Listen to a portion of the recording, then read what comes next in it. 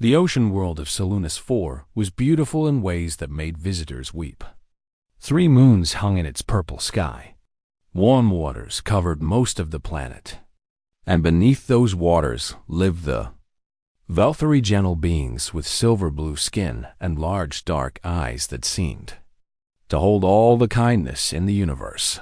The Velthari had been humanity's friends for 200 years. When Earth's first colony ships broke down in deep space, running out of food and hope, it was the Velthari who found them. They asked for nothing in return. They simply helped because helping was the right thing to do. That was the Velthari way. They were not warriors. They had no weapons, no armies, no warships. They were teachers and healers and diplomats. When other species fought, the Velthari would swim between them and find ways to make peace. The galaxy respected them for this. Most species loved them. The Cathari Dominion did not love them. The Cathari were insectoid creatures, tall, armored, with clicking mandibles and cold compound eyes. They had built their empire by conquering weaker species. They took what they wanted because they were strong and others were weak. This was the only law they understood. For years, the Cathari had watched humanity grow. The Terran alliance was becoming powerful, spreading across the stars, making friends and building trade routes. This annoyed the High Swarm, the ruling council of the Cathari. But what annoyed them more was that humanity had done this without conquering anyone. Humans made allies instead of slaves. The Cathari found this disgusting and confusing. The Velthari were the key to human influence in this region of space. Everyone knew this. So the Cathari made a decision that would change the galaxy forever. They would destroy the Velthari completely. They would show humanity and everyone else what happened to the weak. They would prove that kindness was foolishness. The attack came without warning on a quiet morning. Lieutenant Commander Maya Chen was stationed on a small Terran observation post on one of Solunus IV's moons. She had been living there for 2 years, studying the ocean currents and helping coordinate joint research projects. She had Velthari friends, a family who had welcomed her into their underwater home, taught her their songs, shown her the glowing coral gardens where their children played. She was drinking coffee and watching the sunrise when the first Cathari ships appeared. There were hundreds of them. They dropped out of faster-than-light travel in perfect formation, surrounding the peaceful planet like a swarm of metal locusts. Maya's coffee cup fell from her hand and shattered on the floor. She tried to send a warning, but the Cathari were already jamming all communications to the surface. All she could do was watch. The weapons they used were called atmospheric burners. Maya had read about them in classified files. They were designed to heat a planet's atmosphere until the oceans boiled. They were designed to kill everything. The Cathari activated them all at once. Maya watched through her telescope as the oceans of Solunus IV began to steam. She watched as the beautiful purple sky turned angry red. She watched as millions of Velthari tried to dive deeper, seeking safety in the cold darkness below. Finding none, she recorded everything because it was the only thing she could do. The dying took 72 hours.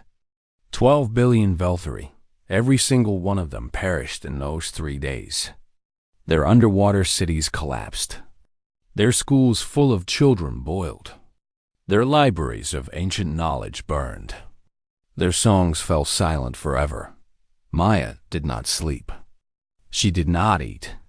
She simply watched and recorded, tears running down her face, as her friends and their entire civilization was erased from existence. When it was over, the Cathari High Commander broadcast a message on all galactic channels. His clicking voice was full of pride and mockery. "The Velthari are no more," he announced. "Let this be a lesson to all who stand with the humans. Terra's allies are weak. Terra itself is weak. They speak of friendship and peace because they lack the strength for war. We are the Cathari Dominion. We take what we wish, and we will come for Terra next." The message spread across the galaxy in hours.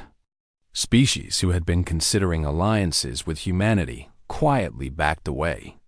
The Galactic Council released a statement expressing deep concern, but did nothing. Everyone waited to see what the humans would do. On Earth, in a building called the Hall of Unity, the highest leaders of the Terran Alliance gathered. Admiral Tobias Ashford stood at the center of the room.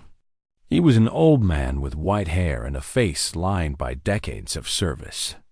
He had known the Velthari ambassador personally. They had shared meals together, laughed together, planned a future where their species would explore the universe as brothers. Now the ambassador was dead. His family was dead.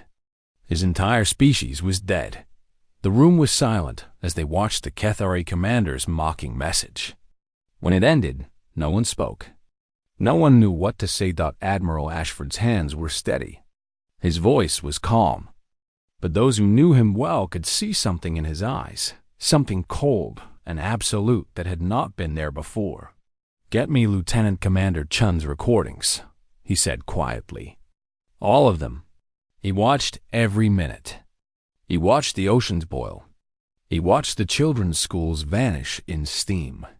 He watched 12 billion innocent beings die because they had been humanity's friends. When the recordings ended, Ashford stood motionless for a long moment. The other leaders watched him, waiting. "The Kethari believe we are weak," he finally said. "They believe we lack the resolve for true war." He turned to face the room, and his eyes were like frozen stars. They are about to learn how wrong they are. He walked to the communications panel and entered a code that had not been used in over a century. "Mobilize the Black Fleet," he ordered. "All of it. Every ship, every soldier, every weapon we have hidden from the galaxy." He paused. "And activate Directive Prometheus." The officers in the room went pale. Directive Prometheus was not a battle plan. It was a transformation, the total conversion of human civilization into a single instrument of war. It had never been used before. "Sir," one admiral whispered, "are you certain?" Ashford looked at the frozen image on the screen, a Velthari child's face in the moment before the flames took her. "They annihilated our allies," he said softly. "They murdered 12 billion souls who never raised a hand against anyone. They did this to hurt us, to mock us, to prove we are weak." His voice hardened to iron. "Terra will ensure they rue this day until the stars grow cold." The orders went out. The wheels of war began to turn. And somewhere in the darkness of space, ships that the galaxy had never seen began to wake from their long sleep. The Kethari had wanted humanity's attention. Now they had it. They would soon wish they had not. 3 months passed after the massacre, and the galaxy watched humanity with growing confusion. The Terran Alliance did nothing. No warships launched toward Kethari space. No angry speeches echoed through the Galactic Council chambers. No threats, no demands, no ultimatums.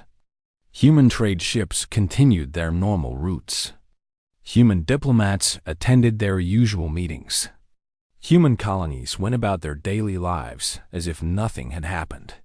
The galaxy began to whisper. "The humans are cowards," said the Kethari High Commander at a victory celebration. "They bark loud but have no teeth. We killed their beloved Velthari, and they do nothing. They are weak, just as we always said." Other species were not so sure. The Terrellian ambassador, an ancient being who had lived for 3 centuries, watched the humans carefully. "Something is wrong," she told her aides. "The humans I know would not accept this. They are planning something." "Planning what?" her aide asked. "Their military is no match for the Dominion." The ambassador had no answer. But she could not shake her unease. The Kethari grew bold in human silence. They sent warships into 3 star systems on the edge of Terran territory. These systems had small colonies, mining operations, research stations. The Kethari expected the humans to defend them. The humans withdrew instead.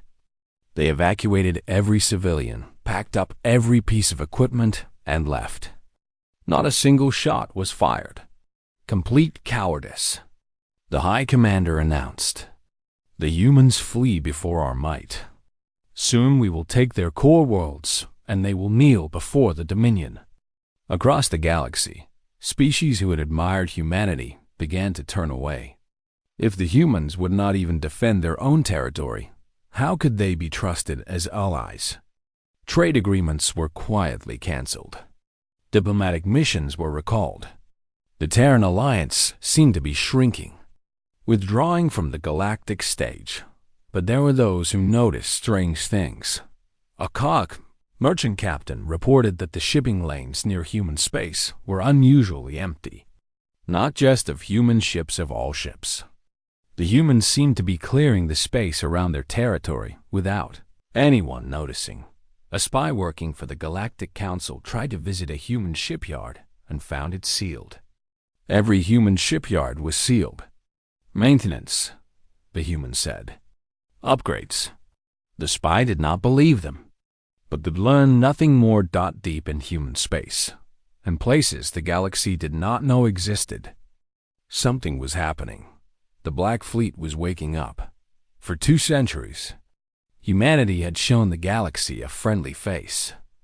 They had built trading vessels and exploration ships, passenger liners, and research stations. They had talked about peace and cooperation and mutual benefit. And all of this was real. Humans truly wanted these things. But humans had not forgotten their history. They remembered the wars of their past, the genocides, the cruelty that their own kind had inflicted upon each other. They knew that the universe was vast and dangerous, and that some species would only understand strength. So, while they smiled and traded and made friends, they also prepared for the worst. In secret shipyards, hidden in asteroid fields and the storms of gas giants, they built weapons.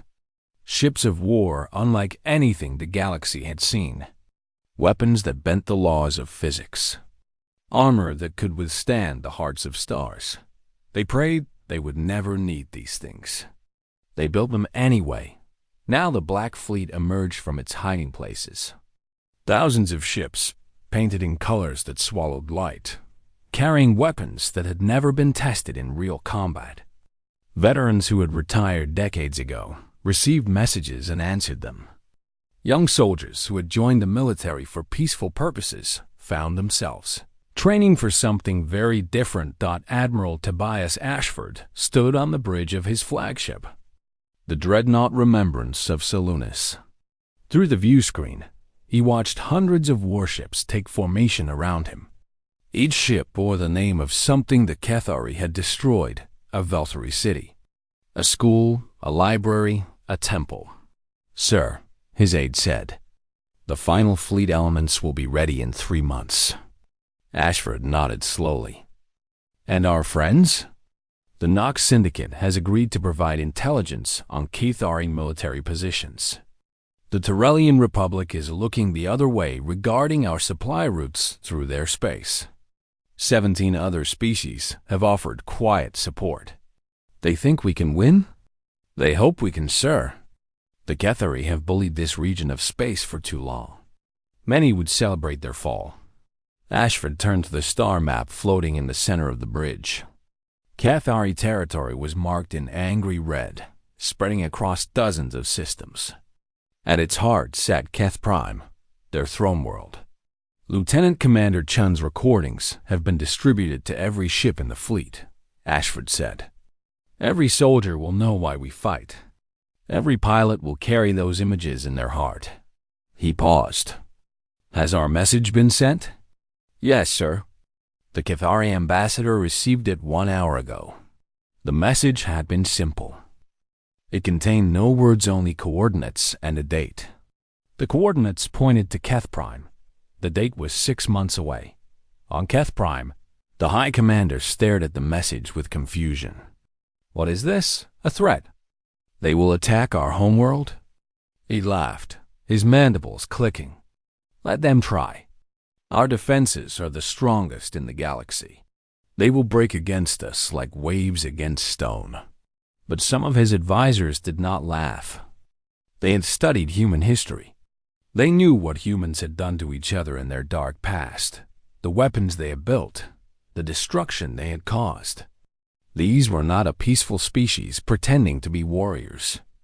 These were warriors who had chosen peace and were now choosing war again. Perhaps, one advisor said carefully, we should attempt negotiations. The humans have never actually refused to talk. Negotiations are for the weak. The High Commander snapped. We showed them our strength. They showed us their cowardice. There is nothing more to discuss. Across the galaxy, humanity continued its silent preparations. Factories that had made consumer goods now made ammunition. Scientists who had studied medicine now studied weapons. Teachers told their students about the Velthari, about their kindness, their wisdom, their friendship. Remember them, the teachers said. Remember what was taken from us. Remember why we must fight. Maya Chen, now promoted for her service, stood before the War Council and showed them her recordings one final time. She had watched these images 1,000 times. And they still made her weep. Admiral Ashford watched the Velthari children playing in their coral gardens. Moments before the flames came. They thought we were soft, he said when the recording ended. They thought friendship made us weak. He rose from his chair and his voice filled the room. We will teach them the truth.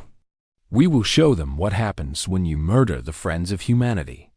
And when we are done, the galaxy will remember for 1,000 years. The countdown continued. The fleet grew stronger, and the Cathari celebrated their victory.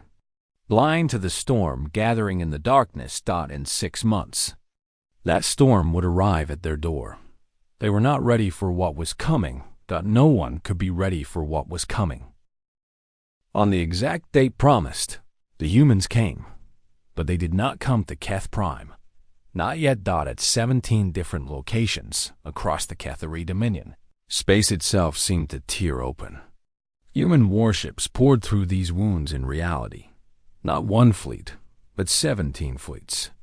Attacking 17 targets at the exact same moment. Military commanders across the galaxy watched in stunned silence. Such coordination was supposed to be impossible. The distances involved were too vast. The timing required was too precise.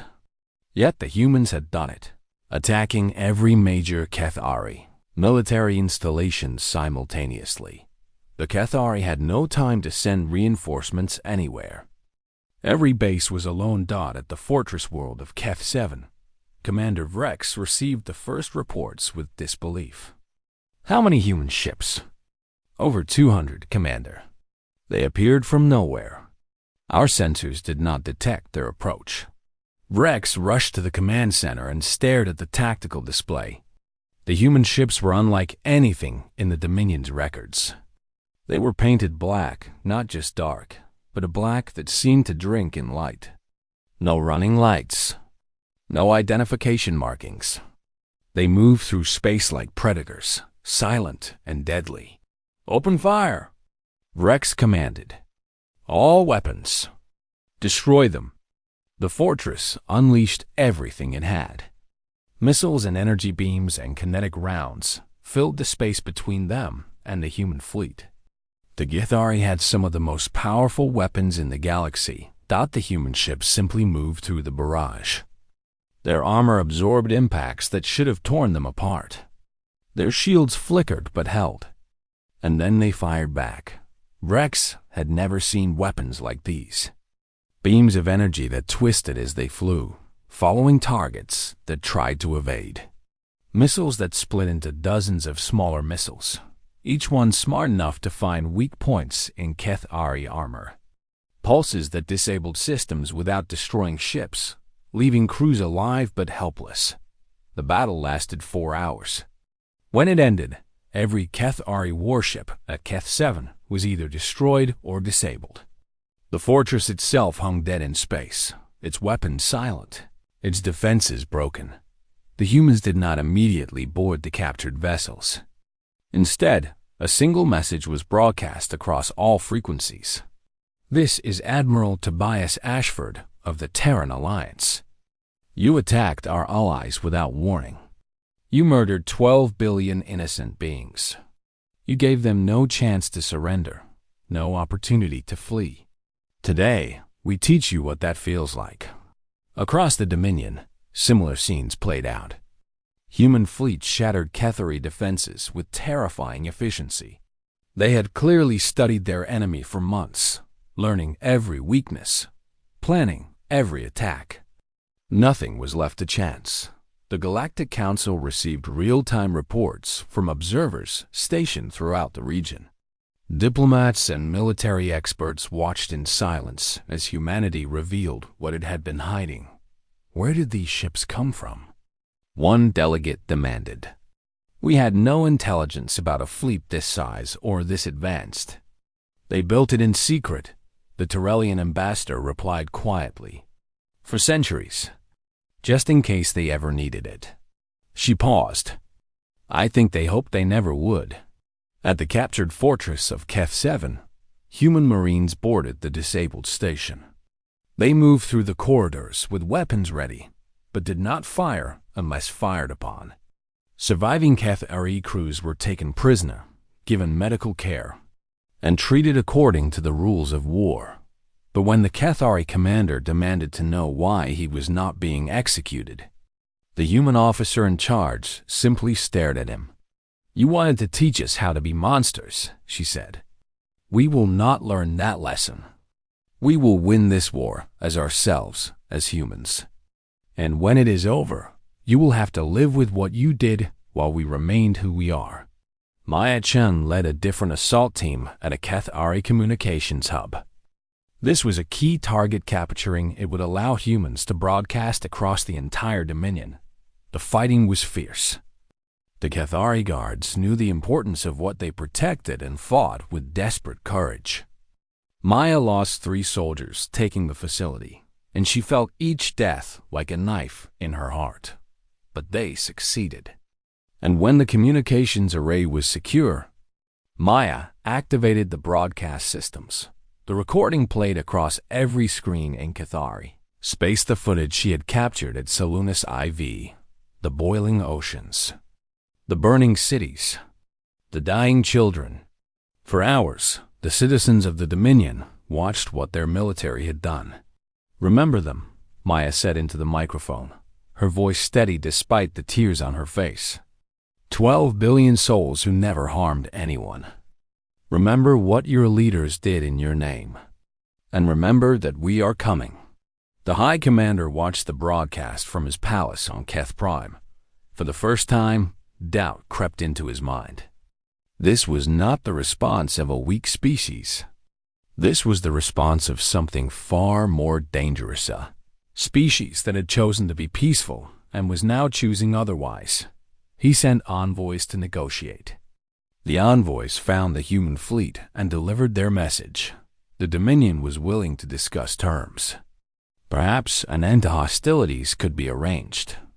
Perhaps compensation could be paid. Admiral Ashford met with the envoys personally. He listened to their offers in silence. Then he shook his head. "You misunderstand," he said calmly. "This is not a negotiation. This is a lesson. You murdered our friends and thought we would do nothing.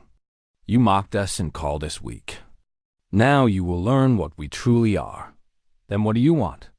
The lead envoy demanded. "What will end this war?" Ashford leaned forward, and his eyes were cold as the void between stars. "We will negotiate when we reach Keth Prime, not before. Your leaders will answer for what they have done. And the galaxy will see that humanity does not abandon its friends, not in life and not in death." The envoys returned home with this message. The High Commander raged and threatened and promised destruction. But his fleets were broken. His fortresses were falling. And the human armada was advancing, steady and unstoppable, toward the heart of his empire. The reckoning had begun. It would not end until humanity was satisfied. And humanity was very far from satisfied. The war lasted 18 months, and it was unlike any war the galaxy had ever seen. The Terran fleets advanced through Keth-Ari space system by system, battle by battle. They did not rush. They did not make mistakes. Each victory was planned with care, each enemy force destroyed or captured with terrible efficiency. The Black Fleet proved itself again and again, and the Keth-Ari learned to fear the sight of those dark ships emerging from the void. But what happened after each battle surprised everyone, including the Keth-Ari themselves. The Dominion had conquered 17 different species over the centuries. These were slave races, forced to work in mines and factories, building weapons for their masters. When human forces liberated these worlds, the free peoples expected more of the same. They expected new masters. Instead, they found something else entirely. Human medical teams set up hospitals. Human engineers repaired damaged infrastructure. Human ships brought food and supplies to populations that had been starving under Keth-Ari rule. Soldiers who had fought with deadly precision in battle now helped rebuild homes and schools on the world of Talax III. A species called the Voluni had been enslaved for over a century. Their children had never known freedom. When the human forces arrived, the Voluni elders prepared to bow before their new rulers. Captain Maya Shen, promoted again for her heroism in battle, stopped them. "Stand up," she said gently. "We did not come here to rule you. We came here to free you." The eldest Voluni looked at her with confusion. "But you are conquerors. You defeated the Keth-Ari. This world is yours by right of conquest." Maya shook her head. "We are not conquerors. We are humanity, and we do not believe in slavery." She helped the old being to his feet. "This world is yours. It always was. The Keth-Ari had no right to take it, and we have no right to keep it." Word of this spread through the former slave populations. And then something remarkable began to happen. Former slaves started volunteering to fight alongside humanity. They had seen what the Keth-Ari did to the conquered. They had seen what humans did for the liberated. The choice was clear. Within months, tens of thousands of free beings had joined the Terran forces, eager to help bring down the empire that had tortured them for so long. Admiral Ashford welcomed them all. "We fight for the same thing," he told them. "Freedom, justice, a galaxy where the strong do not destroy the weak simply because they can." The Keth-Ari grew desperate. Their empire was crumbling. Their fleets were being destroyed. Species they had oppressed for generations now fought against them. The High Commander tried everything to stop the human advance. He tried biological weapons. Human ships detected them and neutralized them before they could be deployed. He ordered attacks on human colonies far from the front lines. Human defenses held, and each attack only strengthened human resolve. He took hostages from the liberated populations and threatened to execute them. Admiral Ashford's response was immediate and final. The human forces attacked the facility where the hostages were held with overwhelming force, rescuing every single captive and destroying the Keth-Ari unit responsible. "You cannot threaten us into stopping," Ashford broadcast to the Dominion. "Every atrocity you commit only proves why you must be stopped. We will not tire. We will not negotiate. We will not turn back. And when we reach your throne world, your leaders will answer for every crime." Some of Ashford's own officers began to question his restraint. They had seen the Velthari massacre recordings. They knew what the Keth-Ari had done. Why not simply destroy their cities? Why not burn their worlds as they had burned Seleucus IV? Ashford called a meeting of his senior commanders to address these questions.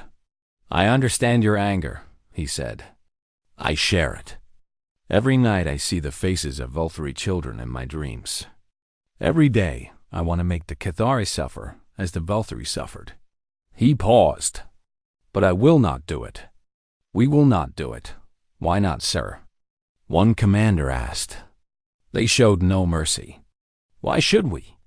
Ashford was quiet for a long moment. When he spoke, his voice was heavy with something that might have been sorrow. "Because the Valkyrie would never forgive us. They were our friends, and they were good. They believed in peace and kindness. They believed that all beings could learn to be better." He looked around the room. "If we become monsters to defeat monsters, we dishonor their memory. We prove the Cathari right, that kindness is weakness, that only cruelty wins. I will not prove them right. I will prove them wrong." The room was silent. Then, one by one, the commanders nodded. "We fight as ourselves," Maya Chun said.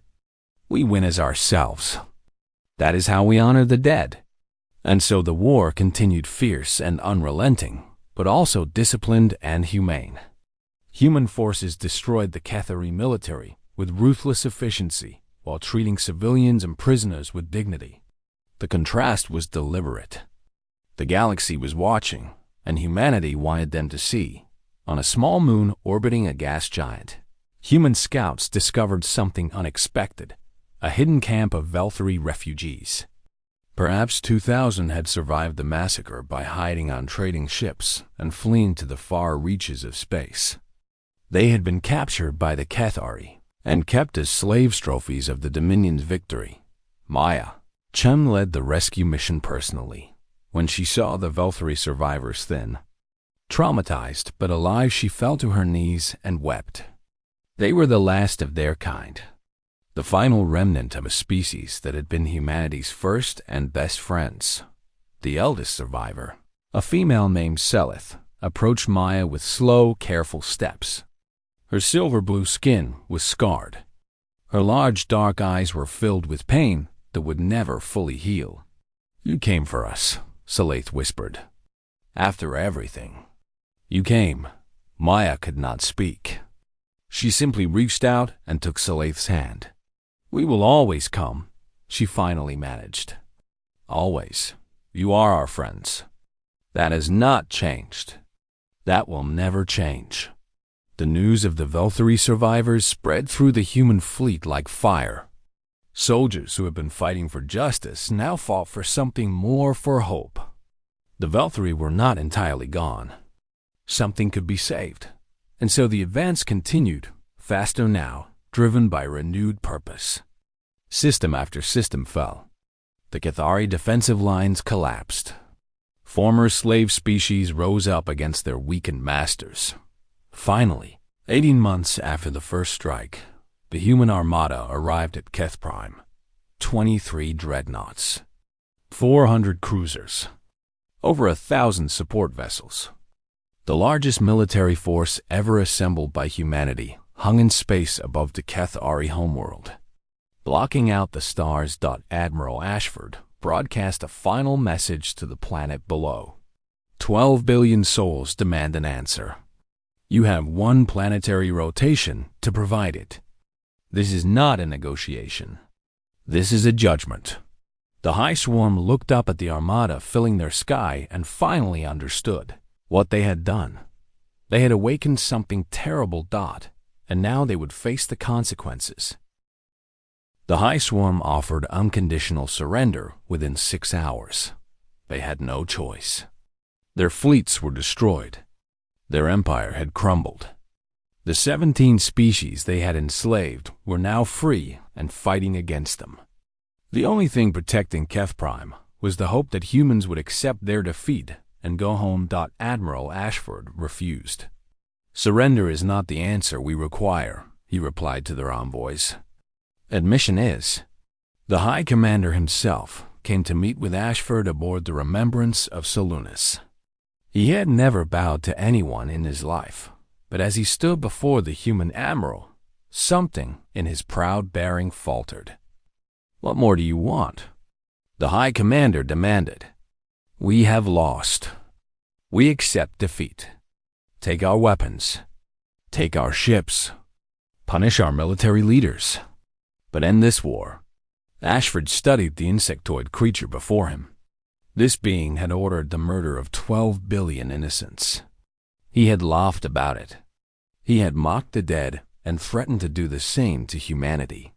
"You want this to end," Ashford said quietly. "I understand.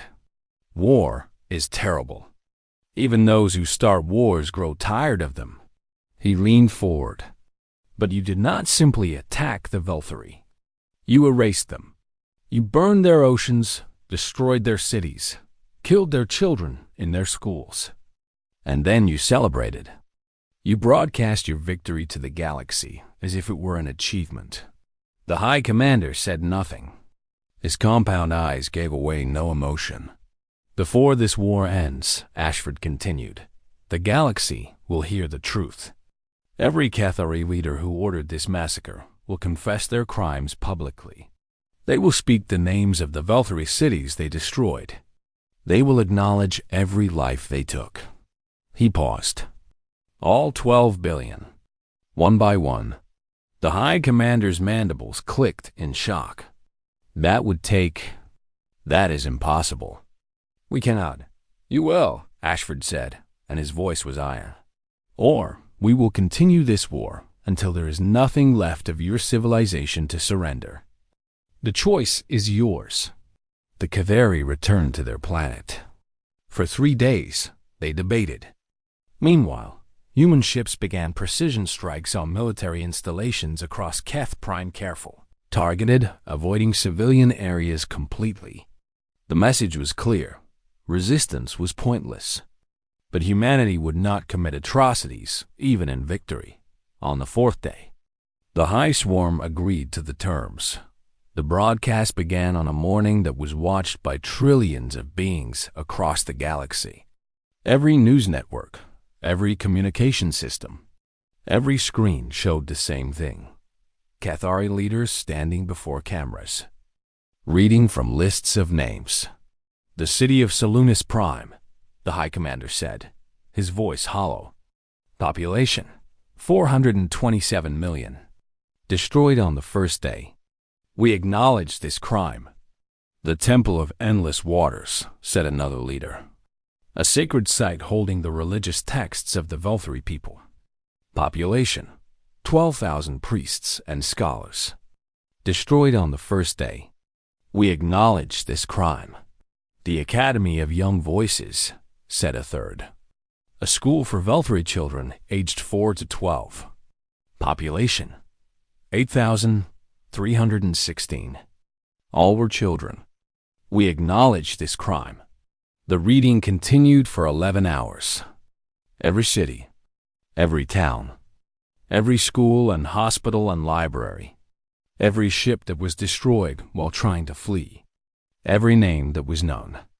12 billion souls acknowledged one by one, while the galaxy watched in silence.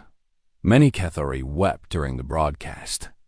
Whether they wept for their victims or for their own defeat, no one could say.